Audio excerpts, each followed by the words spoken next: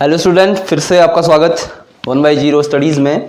तो पिछले वीडियो में आपने देखा होगा मैंने जो टॉपिक स्टार्ट किया था मुद्रा और बैंकिंग का, तो उसमें मुद्रा वाला जो टॉपिक है वो क्लियर हो चुका है और आशा करता हूँ कि आपको समझ में आ गया होगा कि मुद्रा होती क्या है, मुद्रा के प्रकार क्या हैं। और आज जो टॉपिक है वो है बैंक जो बैंकिंग है वो आज का मुख्य टॉपिक है। तो यहाँ से बहुत सारे क्वेश्चन आते हैं, तो थोड़ा सा आज का जो वीडियो है थोड़ा सा लंबा होने वाला है, क्योंकि इसमें कुछ और भी मैं टॉपिक क्लियर करने वाला हूँ। जैसे कि आपका होने वाला है राष्ट्रीय आय की विभिन्न अवधारणाएं। ये जो मुख्य टॉपिक है जिसमें आपको जीडीपी, एमपी या फिर एनडीपी इस प्रकार का जो निकालना आता है वो इसमें होने वाला है।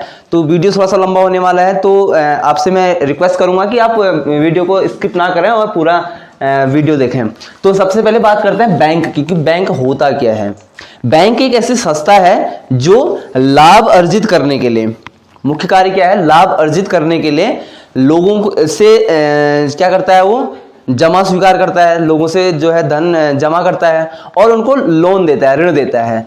तो ये मुख्य कार्य होता है बैंक का। तो बैंक एक ऐसी संस्था है, अगर आपका डेफिनेशन अगर आती है तो आप लिखेंगे कि बैंक एक ऐसी संस्था है जो लाभ अर्जित करने के उद्देश्य से क्या करता है, जमा स्वीकार करता है और ऋण जो है लोगों को देता है, मुख्य कार्य है। तो इसमें जो है बैंक के जो प्रकार होते हैं उनमें से आपका जो है मेन जो बैंक आता है वो होता है व्यापारिक बैंक या व्यावसायिक बैंक इसे कहते हैं। व्यापारिक बैंक इसी को हम लोग क्या कहते हैं, व्यावसायिक बैंक भी कहते हैं, व्यावसायिक बैंक भी इसे कहते हैं। ठीक हो गया। और दूसरा जो होता है वो होता है केंद्रीय बैंक। ये महत्वपूर्ण है, केंद्रीय बैंक। यहां से आपके क्वेश्चन आते हैं कहीं ना कहीं। तो व्यापारिक या व्यावसायिक बैंक जो होता है वो क्या चीज है, मैं आपको बताता हूं। तो जो व्यावसायिक या व्यापारिक जो बैंक होता है वो वित्तीय संस्था है, एक प्रकार की। क्या है, एक प्रकार की ये वित्तीय संस्था है। जो हमारा व्यापारिक बैंक होता है ये एक प्रकार का वित्तीय संस्था है जो मुद्रा तथा साख में व्यापार करती है। मुद्रा तथा साख में क्या करती है, वो व्यापार करती है और ऋण देती है लोगों को और जमा स्वीकार करती है। ये क्या होता है, आपका व्यापारिक या व्यावसायिक बैंक होता है। अब मैं दोबारा रिपीट करता हूं कि वित्तीय संस्था है। पहली बात तो पहला चीज समझना है कि व्यापारिक या व्यावसायिक बैंक क्या है, एक वित्तीय संस्था है जो क्या करती है, मुद्रा तथा साख में व्यापार करती है। मुद्रा यानी जमा स्वीकार करना या फिर लोन देना, मुद्रा या साख में क्या करती है, वो व्यापार करती है और ऋण प्रदान करना किसी को और जमा स्वीकार करना, ये मुख्य कार्य होता है व्यावसायिक या व्यापारिक बैंक का। केंद्रीय बैंक, केंद्रीय बैंक एक आपका जो है एमसीक्यूज में आता है कि केंद्रीय बैंक की स्थापना कब हुई थी। केंद्रीय बैंक की स्थापना कब हुई थी, तो 1 अप्रैल 1935।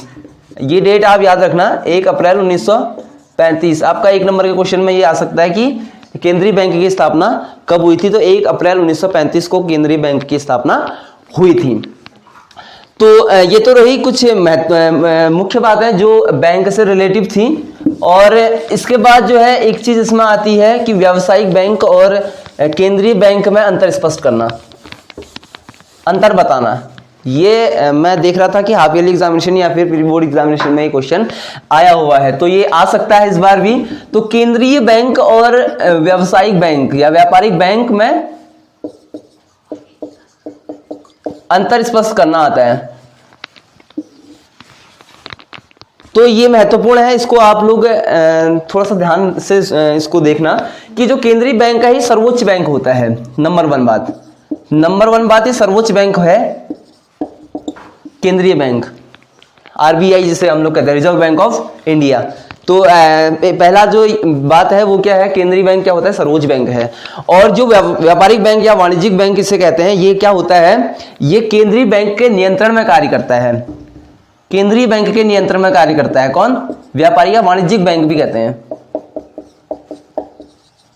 या वाणिज्यिक बैंक के रूप में इस प्रकार का भी क्वेश्चन आ सकता है कि वाणिज्यिक बैंक और केंद्रीय बैंक में अंतर स्पष्ट कीजिए। तो पहला क्या है कि सर्वोच्च बैंक कौन है, केंद्रीय बैंक। और व्यापारिक वाणिज्यिक बैंक में क्या होता है, केंद्रीय बैंक के नियंत्रण में कार्य करता है। यानी कि केंद्रीय बैंक के नियंत्रण में कार्य कौन करता है, वाणिज्यिक बैंक। पहला अंतर तो ये है। और दूसरा अंतर ये है कि जो है जो केंद्रीय बैंक होता है वो लेन देन नहीं करता है, जो आम इंसान होते हैं उनसे वो लेन देन नहीं करता है।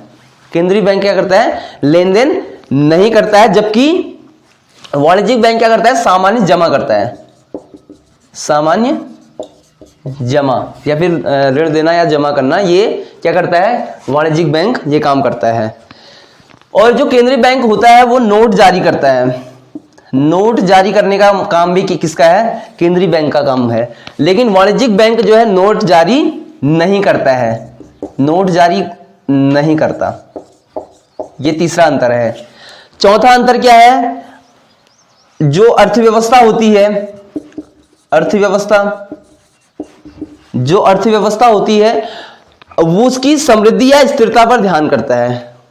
वो जब अर्थव्यवस्था ऊपर नीचे होती है तो उस पर जो है ध्यान देता है कौन, केंद्रीय बैंक की जो है जो अर्थव्यवस्था वो नीचे है ऊपर है जो भी है उस पर वो काम करता है। लेकिन जो वाणिज्यिक बैंक होता है वो सिर्फ लाभ अर्जित करने के लिए काम करता है, अपना लाभ अर्जित करने के लिए, लाभ कमाने के लिए जो है वो काम करता है, अर्थव्यवस्था से इसका कोई लेना देना नहीं है। तो ये तो रही एक 3 नंबर में या 4 नंबर में क्वेश्चन आता है कि केंद्रीय बैंक और वाणिज्यिक बैंक में अंतर स्पष्ट कीजिए। तो ये महत्वपूर्ण है, आप लोग इसको देख लेना जरूर, जो है ये एग्जाम के दृष्टिगत बहुत महत्वपूर्ण क्वेश्चन है। इसके बाद एक चीज और आती है इसमें जो महत्वपूर्ण है आपके लिए, वो ये है कि एक होता है रेपो दर।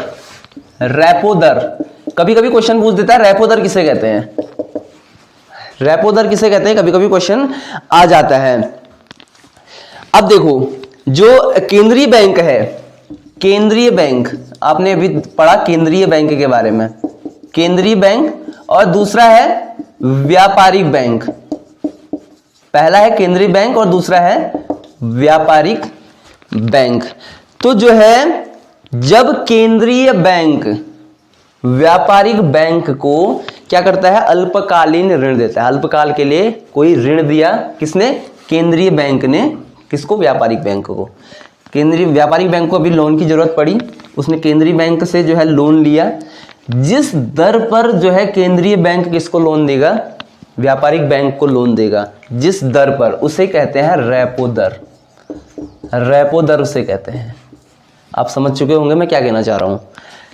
केंद्रीय बैंक ने व्यापारिक बैंक को एक अल्पकालीन समय के लिए क्या दिया, ऋण दिया, और जिस दर पर वो ऋण दिया उसे ही हम क्या कहते हैं, रेपो दर कहते हैं। ये बात हो गई। एक होता है विपरीत रेपो दर, इसी का सेम अपोजिट वो रहता है। तो इसमें और भी काफी महत्वपूर्ण बिंदु है, जो मेन बिंदु थे वो मैंने आपको बता दिए हैं, क्योंकि एग्जाम आपके नजदीक हैं तो जितने इंपॉर्टेंट टॉपिक हैं आपके वो मैं क्लियर कराने की कोशिश कर रहा हूं। तो इसके बाद देखते हैं हम लोग राष्ट्रीय आय की विभिन्न अवधारणाएं। आप बोर्ड पे देख रहे होंगे ऊपर हेडिंग, राष्ट्रीय आय की विभिन्न अवधारणाएं, ये टॉपिक है, मुख्य टॉपिक है, यहाँ से क्वेश्चन आते हैं। इसके बाद इसके कुछ न्यूमेरिकल मैं आपको बताऊंगा कि किस प्रकार से निकाले जाते हैं। तो आप देख रहे होंगे यहाँ पर GDP-MP, NDP-FC, LNP-FC, NDP-MP, इस प्रकार के जो है कुछ अवधारणाएं मैंने लिख रखी हैं राष्ट्रीय आय की। तो सबसे पहले देखते हैं कि GDP-MP होता क्या है या फिर NDP-FC होता क्या है। तो इनके जो फुल फॉर्म्स हैं वो क्या है, यानी कि G, यहाँ पे आप देख रहे होंगे G जो है आया हुआ है। तो G का क्या मतलब है, ग्रॉस से मतलब है, यानी कि सकल। G मतलब सकल से है, ग्रॉस, ठीक हो गया। उसके बाद जो D है, D का क्या मतलब है, डोमेस्टिक से है, घरेलू। D का मतलब क्या है, डोमेस्टिक से है, ठीक हो गया, घरेलू, घरेलू सकल क्या है, उत्पाद। P का क्या मतलब होता है, जो हम देखो नीचे तक जो है P इसका मतलब है प्रोडक्ट से है, उत्पाद से है। तो उसके बाद जो है नीचे देखो N, और यहाँ पे तीसरे वाले में 2 N आपको दिख रहे होंगे। तो जब फर्स्ट वाला जो N होता है इसका क्या मतलब है, इसका मतलब होता है नेट से, जो पहला वाला जो n होता है इसका मतलब नेट से है, यानी कि शुद्ध, इसका मतलब है शुद्ध। और जो सेकंड वाला n होता है, n जो सेकंड वाला n होता है इसका मतलब नेशन से है, नेशनल से। किससे? नेशनल से इसका मतलब है, यानी कि राष्ट्रीय, राष्ट्रीय। ठीक हो गया। और क्या है इसमें? इसमें एक पी भी आ रहा है, कहीं पर पी भी आ रहा है। पी का क्या मतलब हुआ? प्रोडक्ट से है। मैंने आपको पहले स्टार्टिंग में बताया था कि पी का क्या मतलब है? प्रोडक्ट से है। पी का मतलब है प्रोडक्ट से, यानी कि उत्पाद, उत्पाद से जो हम उत्पादन कर रहे हैं। इसमें जो है एमपी और एफसी दो चीजें आ रही हैं। एमपी का क्या मतलब है? एमपी का मतलब है मार्केट प्राइस। क्या मतलब है इसका? मार्केट प्राइस से है, यानी कि बाजार कीमत जो होती है। एफसी का क्या मतलब है? फैक्टर कॉस्ट से है, साधारण लागत, साधारण लागत से है, यानी कि फैक्टर कॉस्ट। तो कहीं ना कहीं आप इनका अर्थ समझ चुके होंगे कि क्या होता है। जी का मतलब क्या है, एन का जो आ रहा है, डी का क्या है, या फिर जो है आपका एमपी एफसी आ रहा है, इसका मतलब क्या होता है। तो इसके बाद जो है जो जीडीपी एमपी है, इसका क्या मतलब हुआ? यानी कि हम इसे कहते हैं सकल घरेलू उत्पाद, सकल घरेलू उत्पाद इसका मतलब है, यानी कि जी से ग्रॉस, डी से डोमेस्टिक और पी से प्रोडक्ट। तो आप देख सकते हैं नीचे स्क्रीन में जो है आपको इसकी परिभाषा आ रही होगी, वहां से आप जो है जीडीपी कैसे निकालते हैं आप वो देख सकते हैं। तो मैं आपको बता देता हूं कि घरेलू अर्थव्यवस्था में एक वर्ष में उत्पादित समस्त अंतिम वस्तुओं एवं सेवाओं के सकल बाजार मूल्यों के योगफल को जीडीपी एमपी कहते हैं। ठीक हो गया। जो भी घरेलू अर्थव्यवस्थाओं में जो है एक वर्ष में जो उत्पादित हो रहा है, जो वस्तुएं और जो सेवाएं हैं, उनका जो सकल बाजार मूल्य है, उनका योगफल ही क्या कहलाता है? जीडीपी एमपी कहलाता है। तो इसमें मैंने कुछ अंडरलाइन कर रखे हैं रेड पेन से, जिसमें घरेलू अर्थव्यवस्था है या फिर आपका जो दो तीन चीजें हैं, बाजार मूल्य है, सकल बाजार मूल्य। तो यही इन्हीं को हेरफेर करते हुए सभी चीजों की क्या बनेगी? डेफिनेशन बनेगी। जैसे इसके बाद जो है आप देखेंगे कि एनडीपीएफसी है। एनडीपीएफसी में क्या होता है? जो है शुद्ध घरेलू उत्पाद, यानी कि एन का मतलब क्या है? नेट से है, क्योंकि स्टार्टिंग में आ रखा है ना। इसका क्या मतलब हुआ? नेट से, यानी कि शुद्ध से है। और डी का मतलब क्या है? डोमेस्टिक घरेलू। और पी का मतलब हर किसी में क्या आएगा? प्रोडक्ट से होगा। यानी कि इसमें जो चीजें देखने वाली बात है वो है कि अगर आपका सेकंड नंबर पे एन आ रहा है तो वो क्या है? वो नेशनल से उसका मतलब है। और स्टार्टिंग में जो एन आएगा उसका मतलब क्या है? शुद्ध से है। तो ये आपको क्लियर हो गया होगा। तो इसमें आप देख रहे होंगे कि जो है जब आप ये डायग्राम देखेंगे तो इसमें स्टार्टिंग में देखो G N G N G N G N ही आ रहा है, यानी कि गुड नाइट वाला जी एन नहीं है। यानी कि ये क्या है? जी का मतलब ग्रॉस से है और एन का मतलब नेट से है। ग्रॉस यानी कि सकल और नेट यानी कि शुद्ध। उसके बाद जो है अगला डी और एन, यानी कि डी का मतलब क्या है? डोमेस्टिक से है और एन का मतलब क्या है? नेशनल से है। और लास्ट का जो पी है वो उसका मतलब प्रोडक्ट से है। और जो एमपी और एफसी आ रहा है, एमपी का मतलब मार्केट प्राइस और एफसी का मतलब होता है जो है फैक्टर कॉस्ट। तो हमेशा देखना जब आप क्या करते हो, ग्रॉस आपको दिया गया हो और आपको क्या निकालना हो? नेट इनकम निकालनी हो, तो आप क्या कर देंगे?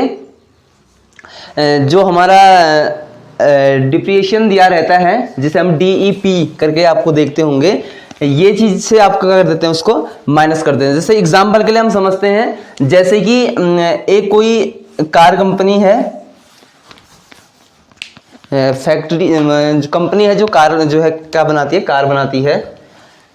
तो एक कार कंपनी है, फर्म मान के चलो इसका कार का, ठीक हो गया। वो क्या करती है, एक दिन में 10 कार्स बनाती है, ठीक हो गया, 10 कार बनाती है।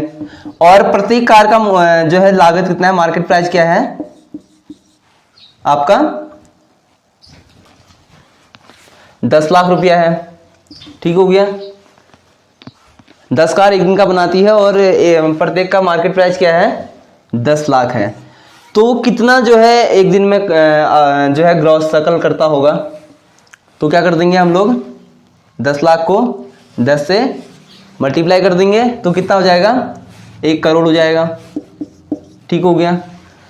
तो क्या जो है ये 1 करोड़ उसको पूरा मिलेगा, यानी कि जो उसमें काम कर रहे होंगे या फिर जो वर्कर्स होंगे उनको क्या पूरा 1 करोड़ मिलेगा, क्या लगता है आपको? वो 1 करोड़ नहीं मिलेगा उनको। क्यों नहीं मिलेगा? क्योंकि इसमें जो है क्या होने वाला है, उनको कुछ जो है टैक्स देने होते हैं, गवर्नमेंट टैक्स देने होते हैं। तो उनको करीब करीब क्या मिलेगा 80 लाख के करीब उनको, या 80 या 90 लाख के करीब क्या मिलेगा उनको जो है रुपया मिलेगा, ठीक है, इस 1 करोड़ में से। तो इसको क्या कहते हैं, जो 1 करोड़ है ये क्या है आपका ग्रॉस है, यानी कि सकल है, ठीक है, जो हमारा क्या है यहां से हमें मिला, ठीक हो गया। तो इनको जो है टैक्स देने के बाद जो राशि उनको मिली ये क्या कहलाती है, ये कहलाती है इनकम एट फैक्टर, FT, ठीक हो गया। तो अगर आपको जो है क्या करना पड़ेगा, कभी फैक्टर निकालना पड़ेगा तो क्या होगा, ग्रॉस से जो है ये माइनस हो जाएगा, क्लियर हो गया। तो जैसे जो है आप देखो दूसरे इसमें समझते हैं जी, एक फर्म है कार का, वो क्या कर रहा है 10 कार बना रहा है दिन के, ठीक हो गया, और एक की प्राइस कितनी है 10 लाख रुपया है, यानी कि वो ग्रॉस कितना कर रहा है 1 करोड़ का, ठीक हो गया। तो क्या जो है अब देखो गवर्नमेंट जो टैक्स है वो भी नहीं है सपोज करो, तो क्या जो है इसमें आपका जो उसकी जो मशीनरी है या फिर 1 साल के बाद क्या वो उनको सुधारेगा नहीं क्या? जैसे मैं सपोज करो एक क्लास की बात है, मैं यहाँ पे क्या करता हूँ आपका ट्यूशन क्लास करता हूँ, उसमें मैं स्टार्टिंग में फर्नीचर लाता हूँ या फिर बोर्ड लगाता हूँ या मार्कर्स लेता हूँ, तो उसमें मैंने सपोज करो 3 लाख का मैंने कोई सामान लगाया, तो क्या जो है 1 साल के बाद वो उसकी कीमत 3 लाख ही रहेगी? नहीं रहेगी ना, वो कम हो जाएगी, ठीक हो गया। तो उसके बाद मुझे क्या करना पड़ेगा, उसमें कुछ और सुधार करना पड़ेगा। जैसे फर्नीचर है तो मुझे उसको बनाना पड़ेगा, अगर कुछ बनने वाला होगा या मेरे नया लेके आना पड़ेगा, तो मैं वो कहाँ से लाऊंगा? इसी से लेके आऊंगा जो मेरे को क्या मिली है जो है इनकम हुई है, उसी से मैं जो है क्या बनाऊंगा जो है नया मैं एक्सपायर करूंगा, उसको नया बनाऊंगा। तो क्या हो जाएगा, जैसे फर्म है कार का, उसने क्या किया 10 कारें बनाई और एक कार का जो मार्केट प्राइस था वो कितना था 10 लाख रुपया था, तो 10 कारें बेचेगा तो कितना हो जाएगा 1 करोड़ का। उसने क्या किया ग्रॉस किया, यानी सकल उत्पादन किया, क्लियर हो गया। अब जो है कभी कोई मशीनें खराब हो गई या फिर उसने उसको लगा दिया तो उसको पूरा नहीं मिलेगा ना, उसको कितना मिलेगा, जो उसका क्या हो जाएगा नेट हो जाएगा, शुद्ध सकल जो शुद्ध आपका नेट होगा वो क्या होगा करीब 80 लाख रुपए उसको मिलेगा, ठीक हो गया। तो जो ग्रॉस होता है वो हमेशा क्या होता है शुद्ध, ये सकल जो हमारा उसको क्या कहते हैं हम लोग आपका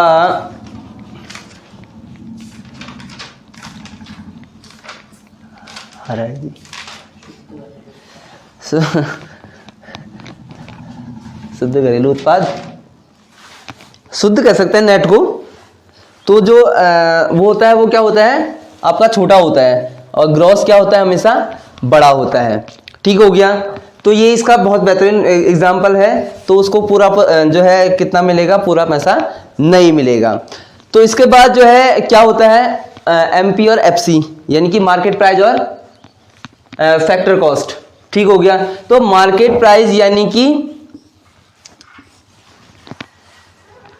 मार्केट प्राइस क्या हुआ, जो हमें सीधे सीधे जो है हमें जितना इनकम हो रहा है उतना, अगर हम उसमें कोई और चीज लगाते हैं तो वो क्या हो जाएगा, फैक्टर कॉस्ट हो जाएगा जो हमें उसके बाद मिलता है। तो क्या हो जाएगा, एमपी बड़ा होता है एफसी से।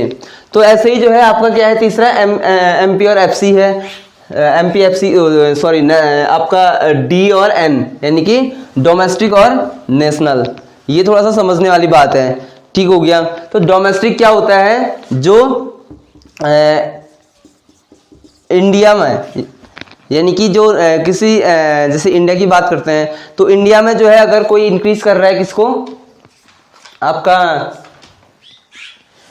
इनकम जो है अगर इंडिया में इंक्रीज हो रही है, ठीक हो गया, तो क्या हो जाएगा, डोमेस्टिक हो जाएगा, ठीक हो गया, डोमेस्टिक इनकम हो जाएगी वो।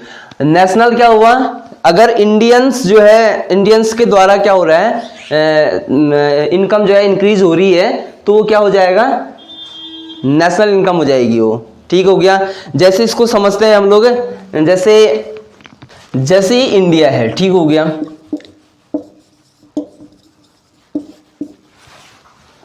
तो इसमें जो है जो मैंने सीधी लाइन खींच रखी है वो क्या है, इंडिया के लोग हैं, और जो स्टार्स बना रखे हैं वो क्या है, बाहर के लोग हैं। तो अगर इंडिया में जो है क्या हो रहा है इनकम जो है इंक्रीज हो रही है इंडिया के अंदर, अब जो है इंडिया में अगर हो रही है तो जरूरी थोड़ी ना वहाँ सभी लोग इंडिया के लोग ही होंगे, वो बाहर के लोग भी हो सकते हैं, तो वो क्या हो जाएगी, डोमेस्टिक इनकम हो जाएगी वो, ठीक हो गया, डोमेस्टिक इनकम हो जाएगी। और नेशनल इनकम क्या हुई, नेशनल इनकम क्या हुई, जो इंडिया, अब इनमें जो है इंडिया के लोगों ने कितना जो है इनकम इंक्रीज की, तो वो क्या हो जाएगी, हमारी नेशनल इनकम हो जाएगी, ठीक हो गया। तो आप इस चीज को समझ गए होंगे आसानी से। अगर आपको समझ में ना आ रहा हो तो आप जो है कमेंट के माध्यम से हमें सूचित कर सकते हैं।